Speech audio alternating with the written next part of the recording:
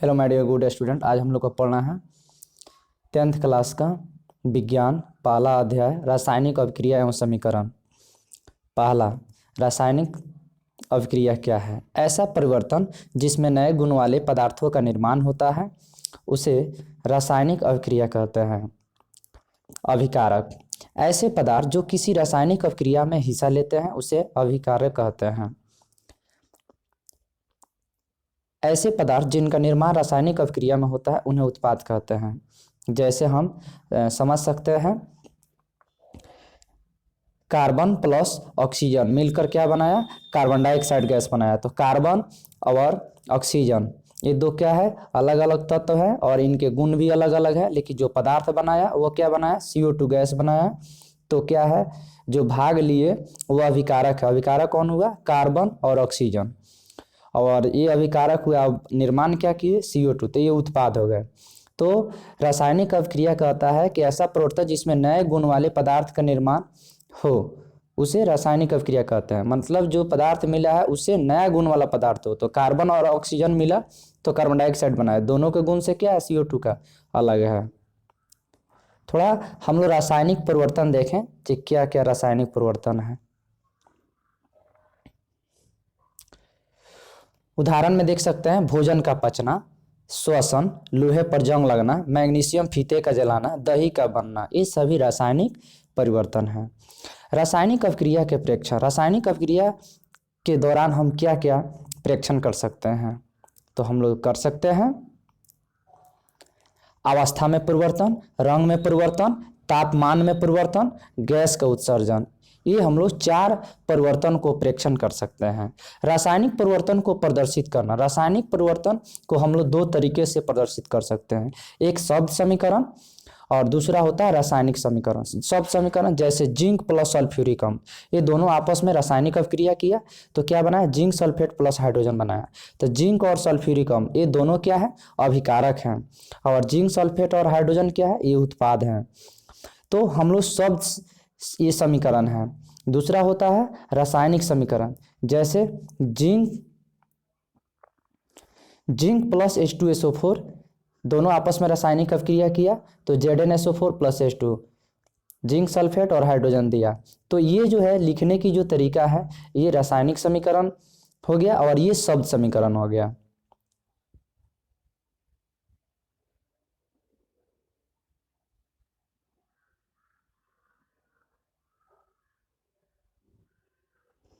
अब हम लोग देखें रासायनिक समीकरण। रासायनिक अभिक्रिया रासायनिक समीकरण द्वारा निरूपित की जाती है। रासायनिक समीकरण में तत्वों के प्रतीक या अभिकारक और उत्पादों के रासायनिक सूत्र उनकी भौतिक अवस्था के साथ लिखे जाते हैं। आयनिक अभिक्रिया में आवश्यक परिस्थितियां जैसे ताप, दाब, उत्प्रेरक आदि को तीर के निशान के ऊपर नीचे दर्शाया जाता है। रासायनिक अभिक्रिया को संतुलित करना, रासायनिक अभिक्रिया को संतुलित करना, द्रव्यमान संरक्षण के नियम। किसी भी रासायनिक अभिक्रिया में द्रव्यमान का न तो निर्माण होता है और ना ही विनाश होता है। ये बहुत ही इंपॉर्टेंट टर्म है, आप इसे नोट कर सकते हैं। रासायनिक अभिक्रिया के पहले अभिकारक एवं उसके बाद उत्पाद प्रत्येक तत्व की परमाणु संख्या समान होनी चाहिए। चरणबद्ध संतुलित करना, इसे हम लोग हीट एंड ट्रायल मेथड कहते हैं। रासायनिक समीकरण लिखकर प्रत्येक सूत्र के चारों ओर बॉक्स में बना लीजिए।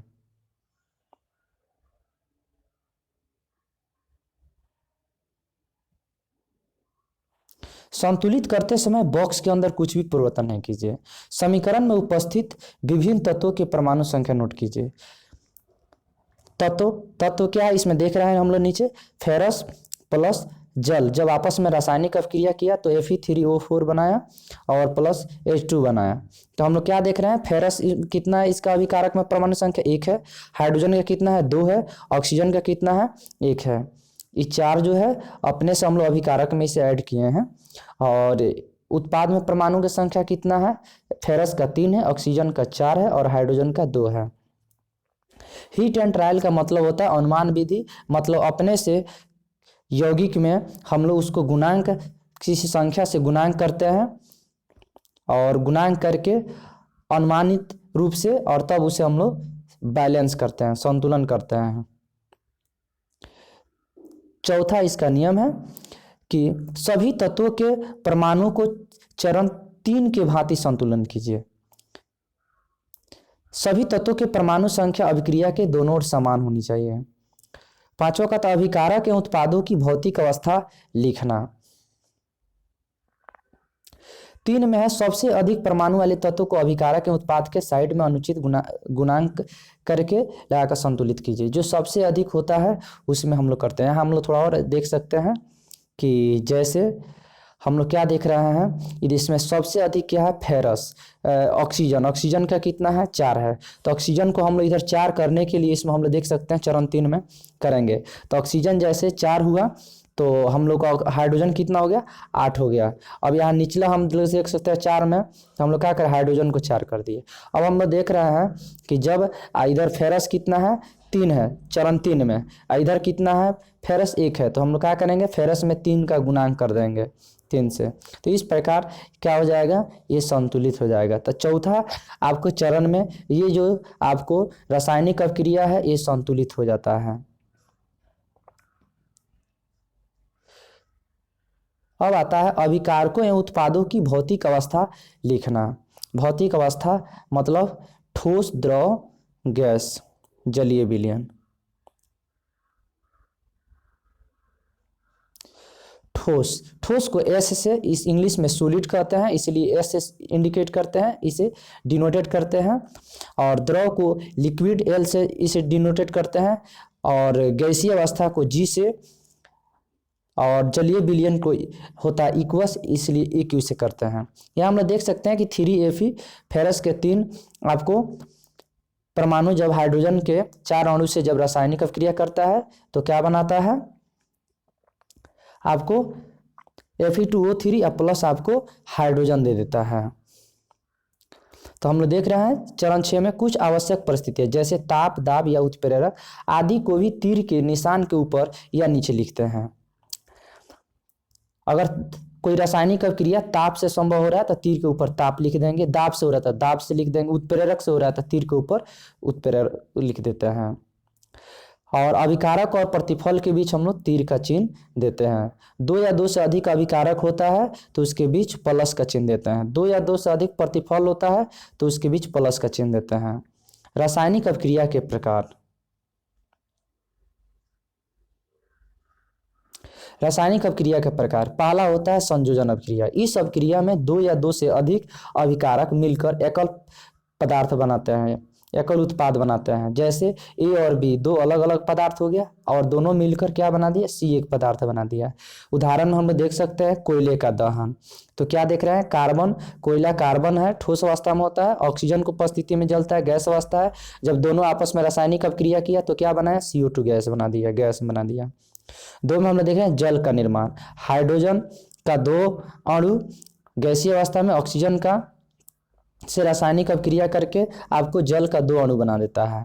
3 में होता है कैल्शियम ऑक्साइड, बिना बुझा हुआ चूना, और जल के साथ रासायनिक अभिक्रिया करता है तो कैल्शियम डाइहाइड्रोक्साइड बना देता है, जिसे हम बुझा हुआ चूना कहते हैं। और यह इक्वस जलीय विलयन में रहता है। अब आता है ऊष्माक्षेपी अभिक्रिया।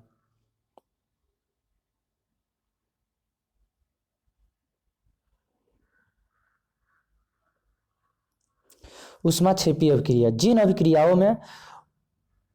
अभिक्रियाओं में उत्पाद के निर्माण के साथ साथ ऊष्मा का भी उत्सर्जन होता हो तो उसे हम ऊष्माक्षेपी अभिक्रिया कहते हैं। मतलब ऐसा रासायनिक अभिक्रिया जिसमें रासायनिक अभिक्रिया के फलस्वरूप जो उत्पाद बनता है साथ में ऊष्मा भी अगर उत्सर्जित करता है तो ऐसे रासायनिक अभिक्रिया को हम लोग ऊष्माक्षेपी रासायनिक अभिक्रिया कहते हैं। जैसे हम लोग देख रहे हैं कि प्राकृतिक गैस का दहन, जैसे मीथेन गैस है और ऑक्सीजन की उपस्थिति में जब इसे दहन किया जा रहा है तो CO2 गैस का निर्माण हुआ, प्लस जल का निर्माण हुआ, अब प्लस में जल भी हुआ तो क्या गैसीय अवस्था मतलब वाटर वेपराइज, वाष्पीकृत के रूप में हो जाता है, और साथ में ऊष्मा का उत्सर्जन हुआ। 2 में होता है श्वसन, एक ऊष्माक्षेपी अभिक्रिया है। हम जो ऑक्सीजन लेते हैं और हमारे शरीर के अंदर क्या निर्माण होता है, ग्लूकोज का निर्माण होता है, C6H12O6। तो ग्लूकोज ऑक्सीजन से रासायनिक अभिक्रिया करके आपको कार्बन डाइऑक्साइड बना देता है और प्लस जल देता है और साथ में ऊष्मा का भी उत्सर्जन करता है। तो श्वसन भी एक ऊष्माक्षेपी अभिक्रिया का उदाहरण है। दूसरा है वियोजन अभिक्रिया। इस अभिक्रिया में एकल अभिकारक टूटकर 2 या दो से अधिक उत्पाद बनाते हैं, इसे हम वियोजन अभिक्रिया कहते हैं। इसे डीकॉम्पोजिशन रिएक्शन भी कहते हैं। जैसे ए एक पदार्थ है और ये टूटकर बी और सी दो पदार्थ का निर्माण किया। उसमें वियोजन अभिक्रिया, उस ये वियोजन अभिक्रिया भी कई होते हैं। उसमें वियोजन अभिक्रिया, विद्युतीय वियोजन अभिक्रिया। तो उसमें वियोजन कहता है कि ऊष्मा द्वारा किया गया वियोजन। जो रासायनिक अभिक्रिया अगर ऊष्मा के प्रभाव से कोई पदार्थ टूटकर दो या दो से अधिक पदार्थ का निर्माण करता है, तो ऐसे आपको रासायनिक अभिक्रिया को हम लोग उसमें वियोजन अभिक्रिया समझते हैं। उदाहरण में हम लोग देख सकते हैं,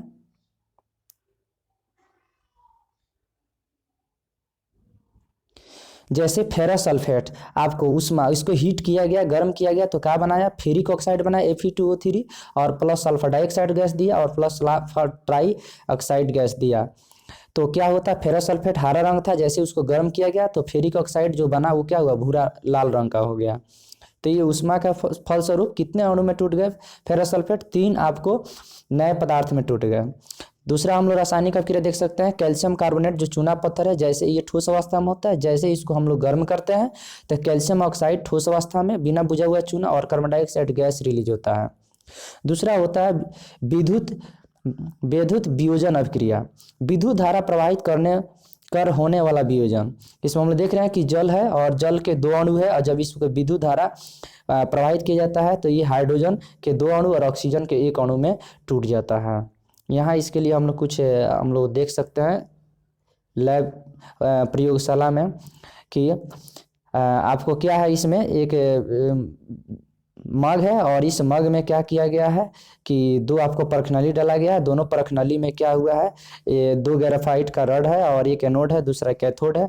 और जैसे ही इसको क्या किया जाता है, पानी के अंदर 6 वोल्ट के बैटरी से धारा प्रवाहित किया जाता है, स्विच को ऑन किया जाता है।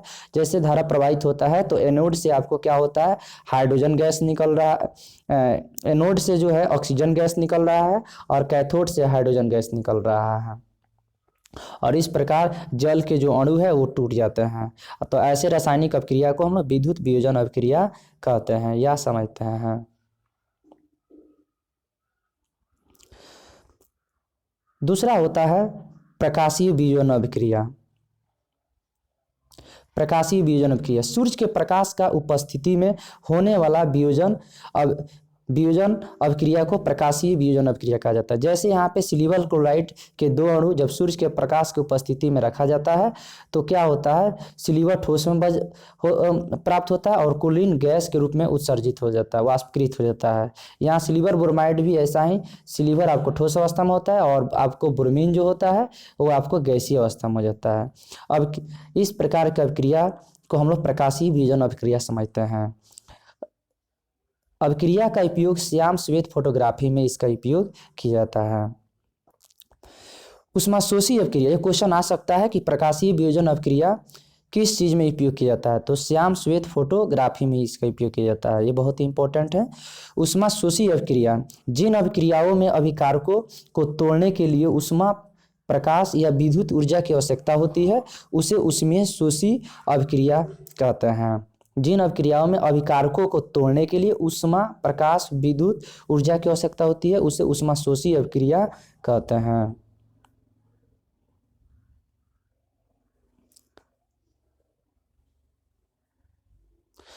तीसरा होता है विस्थापन अभिक्रिया। इन अभिक्रियाओं में अधिक क्रियाशील तत्व कम क्रियाशील तत्व को उसके यौगिक से विस्थापित कर देता है, मतलब अलग कर देता है। फेरस जो है ये आपको एक परखनली है और इस परखनली में आपको कॉपर सल्फेट का विलयन है और इसमें लोहे के कील डाला जाता है। लोहा क्या है, फेरस है, और कॉपर सल्फेट का ये विलयन है, इक्वस में है। जब आपको फेरस कॉपर सल्फेट के विलयन में डुबाया जाता है तो क्या होता है, ferrous is more activity from the copper than itself, ferrous is reaction with sulfate and give the and displacement of copper। Ferrous copper से क्या है, अधिक क्रियाशील है, इसलिए फेरस सल्फेट से रिएक्शन करके फेरस सल्फेट बना देता है और कॉपर को अलग कर देता है। ऐसे रासायनिक अभिक्रिया को हम लोग डिस्प्लेसमेंट रिएक्शन कहते हैं। तो हम लोग देख सकते हैं कि ये परखनली है और ये परखनली में कॉपर सल्फेट के विलयन है और इसमें फेरस डाल दिया गया। तो फेरस क्या है, आपका कॉपर सल्फेट के विलयन से कॉपर को अलग करेगा, क्योंकि कॉपर क्या है, इस यौगिक के कम क्रियाशील है, किससे की अपेक्षा, फेरस से, इसलिए फेरस आपको सल्फेट से रासायनिक अभिक्रिया कर लेगा और आपको कॉपर को डिस्प्लेसमेंट कर देगा।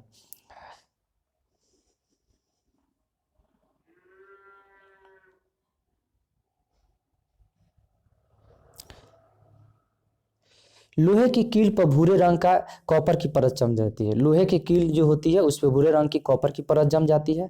कॉपर सल्फेट के नीले विलयन का रंग हरा फेरस सल्फेट के निर्माण के कारण हो गया। तो हम लोग क्या देख रहे हैं कि लोहे की कील है उस पर क्या हुआ, कॉपर की परत चढ़ गया और कॉपर सल्फेट के नीले विलयन का रंग जो होता है वो क्या हो गया,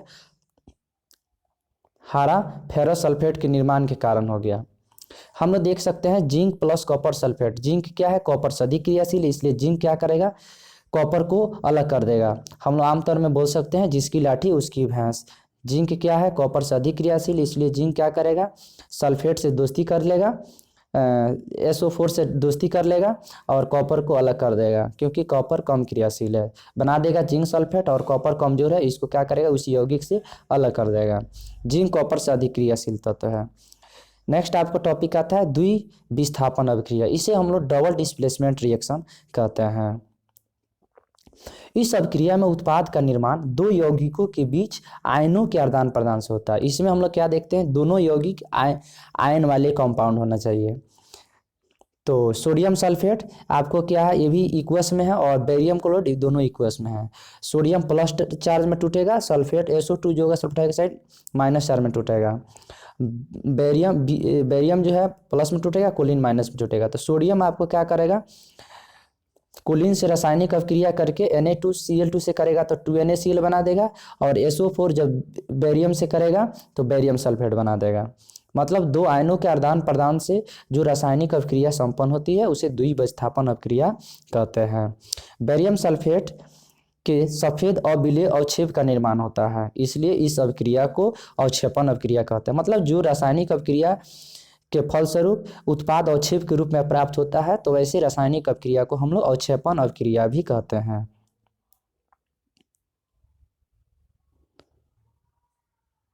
नेक्स्ट आता है उपचयन या उपचयन। उपचयन को हम लोग ऑक्सीकरण और अपचयन को अवकरण, इंग्लिश में इसे ऑक्सीडेशन एंड रिडक्शन रिएक्शन भी कह सकते हैं। उपचयन, ऑक्सीकरण या ऑक्सीडेशन, जब किसी पदार्थ में ऑक्सीजन की वृद्धि होती है, ऑक्सीजन का वृद्धि हो या योग हो और हाइड्रोजन का ह्रास हो, कमी हो, तो ऐसे रासायनिक अभिक्रिया को हम लोग उपचयन या ऑक्सीकरण या ऑक्सीडेशन रिएक्शन कहते हैं। जैसे कार्बन प्लस O2, यहाँ कार्बन में क्या ऑक्सीजन का जुड़ाव हो रहा है तो CO2 बना दिया। यहाँ कॉपर ऑक्सीजन से जुड़ा हुआ है, कॉपर ऑक्साइड बना दिया। यहाँ कॉपर ऑक्साइड हाइड्रोजन से किया तो क्या कर दिया, यहाँ पे हाइड्रोजन का कॉपर जो है हाइड्रोजन के साथ क्या हुआ, कॉपर जो है आपको अलग हो गया और ऑक्सीजन क्या हुआ, हाइड्रोजन के साथ जुड़ गया। तो ये क्या है, ये सभी जो है आपको उपचयन रासायनिक अभिक्रिया का उदाहरण है।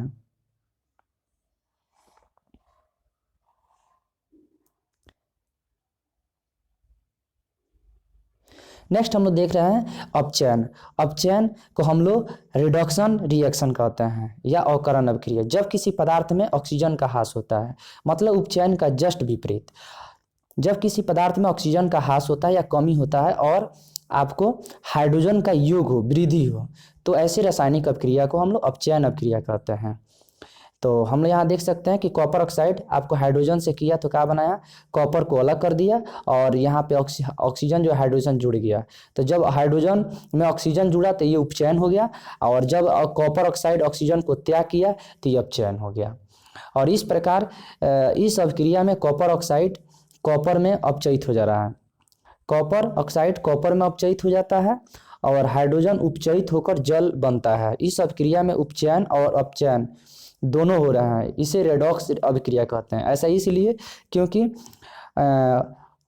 रिडक्शन अपचयन का इंग्लिश रिडक्शन होता है, उसमें का रेड ले लिया जाता है, और उपचयन का इंग्लिश ऑक्सीडेशन होता है, इसलिए उसमें का OX ले लिया जाता है। और दोनों को जब जोड़ दिया जाता है रेड प्लस ऑक्स तो रेडॉक्स अभिक्रिया हो जाता है। इसे हम लोग हिंदी में उभयधर्मी अभिक्रिया भी कहते हैं। दैनिक जीवन में उपचयन अभिक्रिया का प्रभाव, हमारे दैनिक जीवन में ऑक्सीकरण का बहुत बड़ा प्रभाव होता है। संक्षारण, इसे इंग्लिश में कोरेजन कहते हैं। जब कोई धातु आर्द्रता अम्ल आदि के संपर्क में आती है, जिससे धातु की ऊपरी परत कमजोर हो जाती है या संक्षारित हो जाती है। जब कोई धातु आर्द्र मतलब नमी युक्त, अम्ल या आदि के संपर्क में आते ही जिससे धातु की ऊपरी परत जो होता है कमजोर हो जाता है और संक्षारित हो जाता है, मतलब अपना रंग रूप खो देता है। लोहे की वस्तुओं पर जंग लगना, चांदी के ऊपर काली परत और तांबे के ऊपर हरी परत चढ़ना संक्षारण के उदाहरण है। जसद लेपन, इसको रोकथाम करने का जसद लेपन, जिंक की परत चढ़ाने की प्रक्रिया को गैल्वेनाइजेशन कहते हैं, इसे हम जसद लेपन भी कहते हैं। विद्युत लेपन या पेंट करके, ग्रीस मोबिल लगाकर या तेल में डुबाकर हम लोग धातुओं को संक्षरण होने से बचा सकते हैं।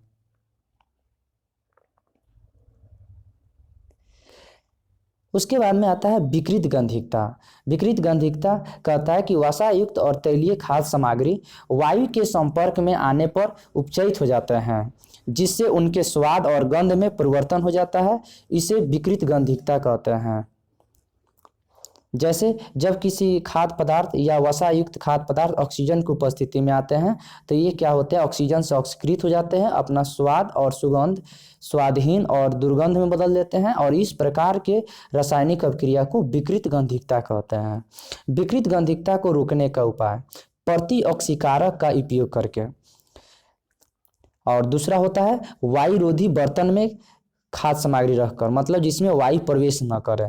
वायु के स्थान पर नाइट्रोजन गैस, वायु के स्थान पर नाइट्रोजन, जितना चिप्स कुरकुरा जितना होता है सभी में नाइट्रोजन गैस भरे होते हैं। शीतलन द्वारा हम लोग उसको ठंडा करके या गर्म करके हम लोग विकृत गंधिकता किसी पदार्थ को, किसी तैलीय वसायुक्त खाद्य पदार्थ को बेकार होने से, स्वादहीन होने से और दुर्गंध होने से हम लोग बचा सकते हैं। ये चैप्टर बहुत ही सरल और आसान भाषा में इसको प्रिपेयर करके आपको बतलाया जा रहा है। आप इसे नोट्स कर सकते हैं और आपके बोर्ड के लिए बहुत उपयोगी होगा। थैंक्स।